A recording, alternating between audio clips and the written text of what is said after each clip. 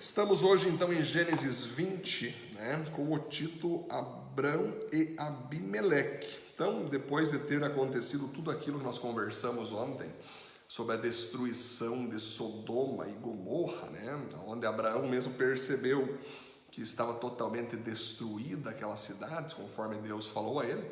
Até interessante que eu não conversei muito ontem sobre como poderia ter sido essa destruição, o que poderia ter sido esse fogo e esse enxofre. A Bíblia fala que Deus botou 2 anjos lá que levou fogo e enxofre, destruiu aquelas terras com fogo e enxofre. Alguns estudiosos dizem que pode ter sido mesmo chuvas de meteoritos que destruíram total, ou um grande meteoro que explodiu lá, e fez aquela destruição de fogo e enxofre, ou pode realmente ter sido os próprios anjos, com suas armas ali, com seus instrumentos de guerra, ter causado fogo, mesmo com o poder angelical, causado fogo e destruído tudo, dessa maneira. O que importa é que, de fato, Sodoma e Gomorra foi totalmente destruída com fogo e enxofre. Não sobrou ninguém mesmo, todo mundo morreu, exceto Ló, que era o sobrinho de Abraão, que também era um cara que não era justo, era imoral, mas foi salvo ele e suas 2 filhas apenas, por causa que Abraão era justo e por causa de Abraão Deus salvou ele e suas filhas. Não salvou os genros porque eles não acreditaram, e não salvou a mulher de Ló porque olhou para trás, ficou com saudade da antiga cidade e acabou virando uma estátua de sal. Então nós vimos ontem que acabou por Ló fugir, entrar em depressão, ficar só com as suas filhas numa caverna, e toda aquela imoralidade continuou com eles, aquele espírito de Sodoma e Gomorra, de sodomia, continuou com eles ao ponto das filhas se relacionarem sexualmente com o próprio pai, engravidando ali dele, num incesto terrível que aconteceu ali. E houve então essa questão devido a imoralidades. Deus destruiu Sodoma e Gomorra, mas Sodoma e Gomorra continuou na vida, tanto de Ló como das filhas. Então a gente trabalhou isso. Abraão levantou, viu que estava destruída as cidades, e a vida seguiu, E aí hoje então nós vamos trabalhar o seguinte: em Gênesis 20 vai mostrar o encontro de Abraão com Abimeleque. Olha que interessante, gente. Abraão saiu de Mamre, foi para o sul do país de Canaã e ficou morando entre Cádiz e Sur. Mais tarde, quando estava morando em Gerar, Abraão dizia que Sara era sua irmã. Então Abimeleque, rei de Gerar, mandou que trouxessem Sara para o seu palácio. Olha aqui, queridos, primeiro ponto de hoje: mentir pode trazer consequências desastrosas sobre sua vida, família e pessoas ao redor. Seja verdadeiro sempre, pois Jesus é a verdade. Olha só, gente, Abraão já tinha cometido esse erro capítulos atrás, como nós tínhamos já conversado e estudado. E dessa vez, de novo, ele chega na cidade chamada Gerar, na qual ali tem um rei que é espetacular, que é o rei Abimeleque, um homem cujo nome significa meu pai é rei, meu pai é justo, meu pai é honesto. Certamente Abimeleque era um rei próspero, um rei abençoado por Deus. Muitos dizem que esse era um rei que pudesse até ser fiel a Deus, pudesse até ser um adorador de Deus, mas se dizem que ele era um cara de muito caráter, de muito respeito, de muita civilidade, alguém que respeitava as famílias, as pessoas, que jamais cometeria nada de errado contra algum ser humano. E o que acontece? Abraão entra nessa cidade governada por um rei bom, por um rei top, e ele entra lá então como visitante dessa cidade, e quando eles vão se apresentar para o rei Abimeleque, que é o nome dele, Abimeleque pergunta: quem são vocês, de onde vocês estão vindo? Eu sou Abraão, e essa aqui é a minha irmã, por parte de pai, somos irmãos, e estamos aqui porque queremos prosperar a cidade. Olha só, por que Abraão teve medo de dizer que Sara era a sua esposa? Porque novamente ele combinou com Sara que todo vilarejo ou cidade nova que eles fossem, devido a Sara ser uma pessoa de boa aparência, ela devia mentir que era irmã dele, porque se falasse que era esposa, na cabeça de Abraão, eles poderiam matar Abraão para ficar com Sara. Mas agora se ela falasse que ela era irmã, aí eles iam se relacionar com ela e não iam matar nenhum dos dois, mesmo tendo que acontecer de alguém se relacionar sexualmente com Sara. Então você veja que ponto estranho chegou Abraão, quase que deixando a sua esposa ali, exposta a ter namorados, a ter amantes, a ter pessoas que pudessem se apaixonar por ela, achando que ela era irmã, beleza? Então, já que é irmã do Abraão, partiu o cunhado. Tamo junto aí, Abraão. Me apresenta melhor tua irmã aí, quero ter um relacionamento com ela. Olha o que ponto chegou Abraão. Olha o medo, gente. Olha o que o medo fez com Abraão, gente. E Deus já tinha reprovado essa atitude em momentos antes, que ele já tinha feito essa mesma atitude. Deus já tinha reprovado, mas ele de novo me apronta uma dessa, queridos, mentindo e colocando a sua esposa aí disponível para alguém se apaixonar por ela. E não deu outra, meus queridos irmãos. Olha como é que a mentira é complicada. A mentira traz só coisa ruim, só desgraça mesmo. O rei Abimeleque, então, se apaixona por ela. Nós logo vamos trabalhar isso aí. Mas o que vocês vão perceber, gente, que você mentir, não importa se é uma mentirinha pequena, se é uma mentirinha média ou é uma grande mentira. Existe uma frase que diz que a mentira tem perna curta, que vem, na verdade, da própria Bíblia, esse princípio aí. Que a Bíblia fala que nada que está oculto vai ficar sem ser revelado. O próprio Jesus falou isso. Então, toda vez que você mentir sobre algo, seja sobre uma pessoa, sobre si mesmo, sobre uma grande coisa, você trazer uma mentira, o que nós chamamos hoje de fake news, em algum momento da tua caminhada, você será descoberto, você será revelado, você será desmascarado. E no momento que você for desmascarado na mentira, você poderá ser confrontado, poderá ser condenado, poderá ser castigado, poderá ser até preso, depende da mentira, mas o certo é que você será desmoralizado, você vai perder a moral com as pessoas que estão ao teu redor, com as pessoas que te amam, com os teus inimigos, isso vai virar uma piada, e a mentira então, você vai ser conhecido como alguém mentiroso aí na praça pública. Os teus filhos vão ser muitas vezes ironizados pelas pessoas, porque é filho de alguém mentiroso. Tua esposa vai ter vergonha de andar na rua, porque a vida que você construiu foi em cima e baseado numa mentira. Então não se pode fazer isso. E Abraão usou esse recurso e mentiu. Nós cristãos somos da verdade. Nós cristãos sempre falaremos o que nós pensamos, o que nós cremos, ok? O que nós esperamos das pessoas. Se uma pessoa perguntar para nós o que é pecado, nós não vamos mentir para ela que ela não fique triste com a gente. Não, nós vamos dizer, né? Isso é pecado sim, a Bíblia fala que isso é pecado. Se uma pessoa perguntar a nossa opinião sobre qualquer assunto da vida, nós vamos pegar os princípios bíblicos e vamos dizer para ela qual que é a verdade baseada na palavra de Deus. A gente é da verdade, nós sempre devemos falar a verdade para as pessoas. Do que nós cremos, do que nós pensamos, do que nós planejamos, do que nós projetamos, do que estamos fazendo, do que nós fizemos, do que nós deixamos de fazer, a verdade sempre vencerá a mentira. A mentira ela pode avançar por um tempo, mas a verdade sempre vencerá. É só você analisar agora o nosso país do Brasil, gente. As pessoas usando de mentiras para atacar uns aos outros, ataca presidente com mentira, ataca pessoas, igrejas usando de mentira, de calúnias, de fofocas, de coisas que não existiram para tentar manchar a reputação e tudo mais, mas vai passando o tempo, lá na frente as pessoas vão perceber que tudo que foi falado em mídia, em CPI de Covid, não sei o que tem acontecido, STF, não passa muitas vezes de mentiras, queridos, de inverdades que não condiz com a realidade. O que você vê na Globo, em noticiários, né? Ah, tal pessoa não sei o que, e na verdade ela não é aquilo. Ah, tal família fez isso, mas na verdade ela não fez. E aí vai jogando as mentiras. Infelizmente pessoas acreditam nessas mentiras e vira uma bola de neve até explicar que isso é mentira, demora muitas vezes, né? A mentira é que nem um travesseiro que você pega e começa a chacoalhar e sai as penas do travesseiro. Tudo que é contado ali pode não ser nunca mais resolvido, pego, né, e ajuntado. Porém, ainda na terra, Deus sempre vai revelar as mentiras que foram contadas, vai honrar as verdades e mantê-las firmes.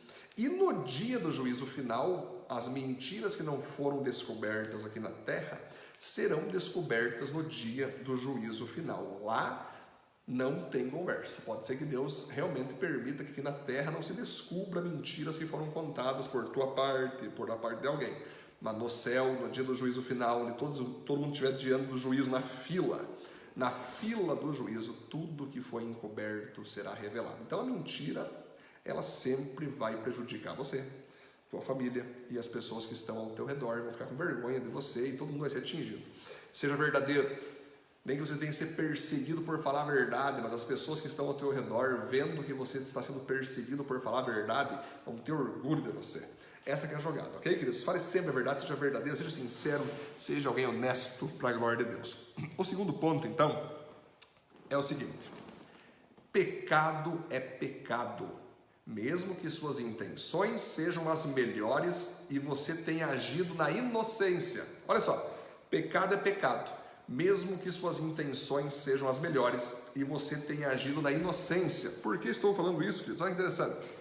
Depois que Abraão então disse que a Sara é a irmã dele, quem se apaixona por Sara? O rei Abimeleque. Olha só, olha que interessante. Então Abimeleque, rei de Gerar, mandou que trouxessem Sara para o seu palácio. Mas de noite, num sonho, Deus apareceu a Abimeleque e disse: você vai ser castigado com a morte, porque a mulher que mandou buscar é casada. Olha aí, ó. Abimeleque ainda não havia tocado em Sara, e por isso disse: Senhor, eu estou inocente, será que vais destruir a mim e ao meu povo? O próprio Abraão disse que Sara é irmã dele, e ela disse a mesma coisa. O que eu fiz foi de boa fé, e não sou culpado. No sonho Deus respondeu: eu sei que você fez tudo de boa fé, portanto, para que você não pecasse contra mim, eu não deixei que você tocasse nela. Agora devolva a mulher ao marido dela. Ele é profeta e orará para que você não morra. Mas se a sua mulher não for devolvida, eu estou avisando que certamente você morrerá, você e todos os seus. Olha só, que é isso, gente? Entendam que naquela época, então, um rei poderia ter várias mulheres, quem ele quisesse era liberado, ainda não existia uma lei pétrea, fora a lei da consciência, que impedia isso. Os reis tinham essas liberdades. E quando chegava uma visitante solteira, tal, né, ou às vezes até casada, o rei mandava matar o marido e pegava a mulher casada e tudo mais. Eles traziam para o seu harém, né? A mulher era preparada, era perfumada, era vestida para se apresentar ao rei que iria ter relações sexuais com ela, olha só. Então, como o rei Abimeleque era um rei bom, um rei justo, se ele soubesse que a Sara era mulher de Abraão, ele jamais teria pedido para Sara se apresentar a ele, jamais. Mas como Abraão mentiu, dizendo que era irmã dele, ele se sentiu no direito, então, de chamá-la ao seu harém. Ela foi preparada, ela foi perfumada, ela foi vestida ali, então, pelas servas do rei Abimeleque, para, então, no outro dia, ela ser entregue ao rei Abimeleque. Olha só que doideira. Olha isso, gente. O que poderia ter acontecido aqui, gente? O rei Abimeleque poderia ter tido relação sexual com Sara, já pensou isso? E a Sara engravidar do rei Abimeleque. Você imagina só o que poderia ter acontecido? Quando Deus falou que era dela que viria o Isaac, o filho da promessa dela com Abraão. Agora imagina se essa relação se consuma e ela fica grávida de Abimeleque. Já pensou, cara? Toda a promessa de Abraão teria caído por terra, todo o projeto de Deus teria caído por terra, e Deus, sabendo disso, então, entra em cena, em sonho de noite, e fala para Abimeleque: Abimeleque, você vai se relacionar com uma mulher casada. Se você fazer isso, eu vou mandar doença e praga para você, você vai morrer, cara, não toque nela. Aí o rei Abimeleque, ainda no sonho, diz: mas Deus, eu estou de boa, o que eu estou fazendo é coração puro e mãos limpas. Abraão disse que ela é irmã dele, como é que fica? Aí Deus fala assim: Abimeleque, eu te amo tanto que eu sei que o que você está falando é verdade, você está fazendo tudo de coração puro e mãos limpas. Porém, Abraão te mentiu, Abraão te enganou, ok? E tem uma promessa minha sobre ele e minha sobre Sara. Mesmo você tendo intenções boas e mesmo Abraão tendo mentido para você, se você se relacionar com Sara, eu vou matar você, vou mandar doenças e depois você vai morrer, você será doente, você será infértil junto com sua mulher e suas escravas e depois você vai morrer, essa é a verdade. Então você veja, gente, que a mentira, então, ela levou a esse ponto, né? Só que veja, queridos, olha que interessante, o que a gente aprende com Abimeleque aqui. Qual foi o erro do rei Abimeleque? Foi acreditar em Abraão. Ele devia ter consultado, ele devia talvez ter falado com Sara, Sara, é verdade mesmo que você é irmã dele? Ele devia ter pensado, talvez ele deveria ter orado, talvez ele deveria realmente ter buscado um conselho antes de consumar um ato sexual com a mulher do Abraão, né? Mas ele agiu de coração puro, ficou de boa, ficou preparado para se relacionar com Sara, e aí Deus vem num sonho, queridos, e bloqueia, e trava, para que ele não cometa o pecado. Deus vem e intervém sobre a vida dele. Olha bem que Deus amava Abimeleque, queridos. Olha bem que Deus amou esse homem, impedindo que ele pecasse. Olha só. O que a gente aprende aqui, gente, que pecado é pecado mesmo que você ache que não é. Pecado é pecado mesmo que as tuas intenções não sejam, talvez, pecaminosas. O certo é certo quando todo mundo está errando. O errado é errado mesmo que ninguém esteja fazendo o que é certo. Essa é uma frase interessante. Muitas pessoas cometem pecados, mas eu não me senti mal, então eu fiz. Opa, não é porque você não se sentiu mal e fez que deixou de ser pecado. Ah, mas eu não tinha percebido e acabei fazendo. Ok, mas depois que tu fez, tu percebeu. E não deixou de ser pecado que você fez. De boa intenção, o inferno está cheio. Na verdade, nem todas as tuas boas intenções significam que as suas intenções são bíblicas, que as suas intenções são santas e puras. Então, toda vez antes de você fazer qualquer coisa na tua vida, qualquer atitude, qualquer ação, consulte Deus, consulte a Bíblia, veja se está de acordo com as Escrituras a tua prática, se vai ter a bênção e a liberação de Deus. Se não vai ter, se arrependa. Mas pode acontecer que você está pronto para cometer alguma coisa e entra um profeta dizendo: ei, não faça isso que é pecado. Você não sabia que era pecado, mas agora você sabe. Então você para de fazer isso. Ok? Foi o que aconteceu com o rei Abimeleque. Ele ia cometer um pecado, talvez achando que não era, estava na boa intenção, mas entra um sonho e impede ele de seguir fazendo o que ele queria. E ele obedeceu, ele não seguiu. Então você veja, gente, é interessante, muitas pessoas se desviam da fé, se desviam da igreja, e aí alguns irmãos e irmãs têm sonhos e mandam para essa pessoa: sonhei que você morreu de acidente de carro, sonhei que você foi traída e passou por um adultério na tua caminhada, sonhei que você estava doente. E a pessoa, em vez de levar a sério isso, perceber que é um aviso de Deus para ela parar de seguir aonde ela está seguindo com os seus pecados, ela continua na maior cara dura, fazendo o que não deveria fazer, e no final quebra a cara e de fato vem as consequências trágicas sobre ela. Então, certifique-se sempre antes de cometer qualquer ação na tua vida se o que tu está fazendo é santo ou é pecaminoso. Se você está fazendo algo que você não entende muito bem se é certo ou errado, mas alguém te mostra que é errado, pare de fazer imediatamente, ok? E seja alguém que anuncia para as pessoas o que elas estão fazendo é certo ou errado. Seja um profeta na vida das pessoas, ok? O ponto 13, então, olha só. Um pecado cometido a modo público deve ser confessado e ter a restauração das partes envolvidas. Olha que interessante, gente. Depois, então, que Deus fala com Abimeleque, no dia seguinte, Abimeleque levantou-se bem cedo, chamou todos os seus servidores e lhes contou o que havia acontecido. E eles ficaram com muito medo. Em seguida, Abimeleque chamou Abraão e disse: veja o que você fez, Abraão. Que mal eu lhe causei para que você fizesse cair sobre mim e sobre o meu país a culpa de um pecado tão grande? Isso não é coisa que se faça. O que é que você estava pensando quando fez isso? Abraão respondeu: é que eu pensei que nesse lugar ninguém respeitasse a Deus e que me matariam para ficar com a minha mulher. Além disso, Sara é de fato minha irmã, mas só por parte de pai. Sendo assim, eu pude casar com ela. Quando Deus me tirou da casa do meu pai e me fez andar por terras estrangeiras, eu disse a Sara: em todo lugar aonde formos, faça-me o favor de dizer que sou seu irmão.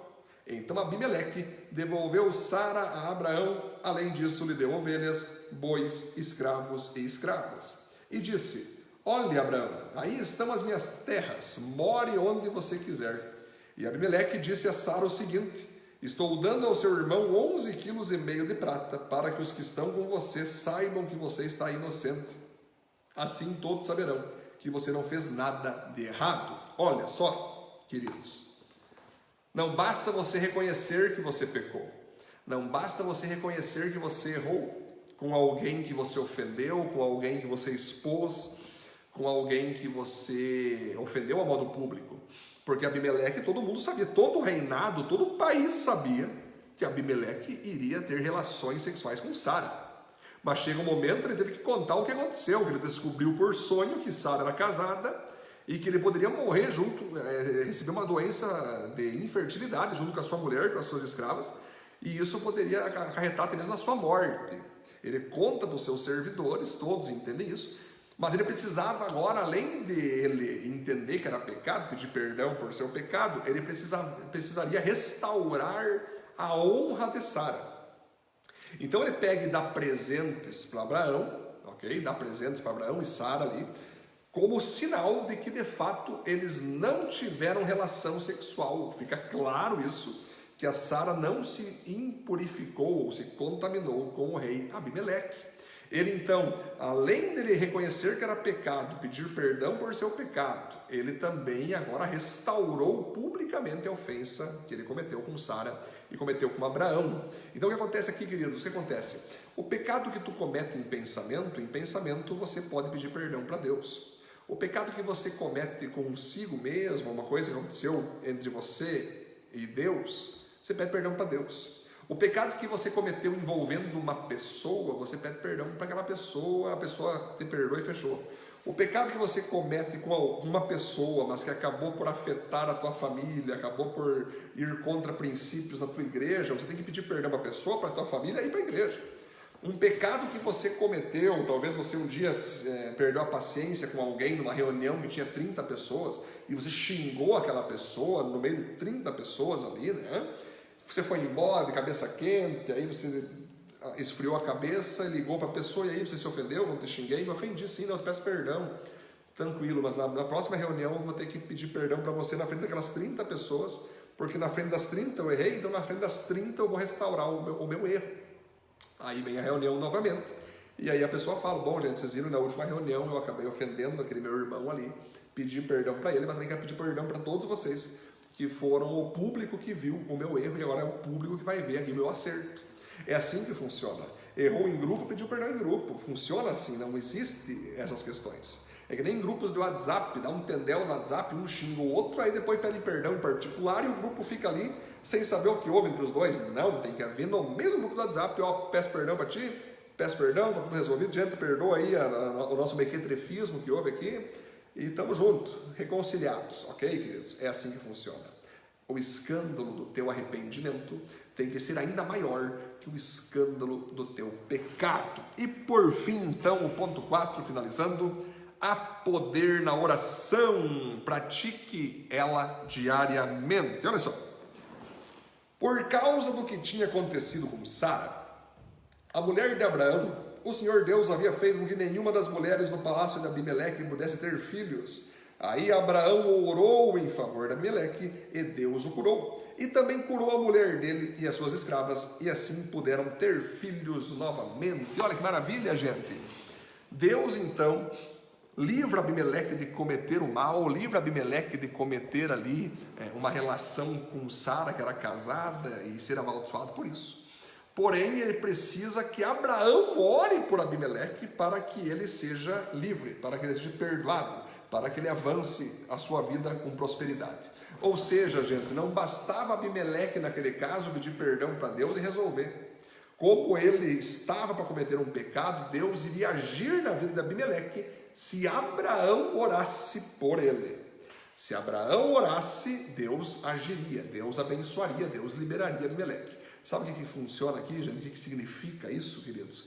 Que tem coisas que Deus só vai fazer na vida das pessoas que nós amamos se nós orar por elas, se nós abrir a boca em intercessão por elas. Existe uma manifestação de Deus na vida das pessoas que só vai acontecer se nós abrir a boca orando e falando: Deus, salva o meu filho. Eis uma oração, Deus vai intervir, vai fazer algo para que haja salvação nessa pessoa no tempo que Ele determinar. Deus, abre uma porta de emprego para minha familiar aqui. Deus vai intervir, a oração abre um caminho para que Deus entre nele e opere aquilo que você orou. Foi o que Abraão fez. Abraão orou para Abimeleque e Deus interviu em favor dele. Então você tem que praticar a oração. Uma vez um irmão em Cristo disse: Pastor Edson, a oração é uma coisa antiga, mas funciona. E é verdade, queridos. A oração é uma coisa antiga, muito antiga. Desde que Deus criou o homem, Deus falando com o homem e o homem então falando com Deus, esse diálogo, né, do homem com Deus é a oração, falando com Ele, pedindo as bênçãos dEle, agradecendo Ele, pedindo a vontade dEle, orando por pessoas para que Ele venha e intervenha.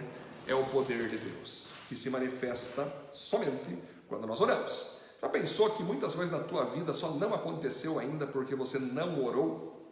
Já pensou que até agora teve muita coisa que não aconteceu pela tua esposa, ou pelos teus filhos, ou pela tua prosperidade, porque você ainda não teve a capacidade de abrir tua boca e dizer: Deus, em nome de Jesus, eu oro para que tal coisa aconteça, mas que seja feita a tua vontade. Se não vem de ti, que não aconteça, mas se vem, que aconteça. O que importa é que o Senhor opere e me mostre o que o Senhor quer. Já pensou nisso? Há poder na oração, pratique diariamente. Amém, queridos? Glória a Deus. Finalizamos então nosso Gênesis 20.